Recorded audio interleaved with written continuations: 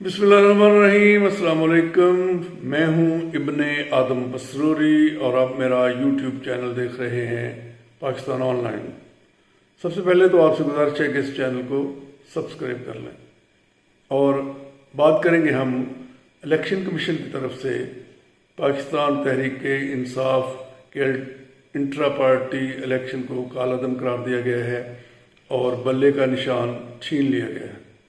इसके बाद अब क्या स्ट्रेटजी होगी और पाकिस्तान तहरीक इंसाफ क्या करेगी?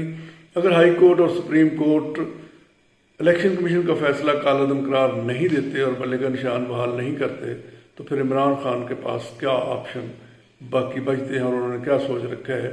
इस हवाले से हामिद मीर साहिब की इंकशाफात से भरी हुई एक गुफ्तगू हम आपको सुनाते हैं जो कि उन्होंने एक चैनल के साथ बातचीत करते हुए की है। तो मुलाहिजा फरमाएं हामिद मीर क्या कहते हैं। या कोई और हो, पीटीआई का वोट बैंक ये नहीं तोड़ सकते।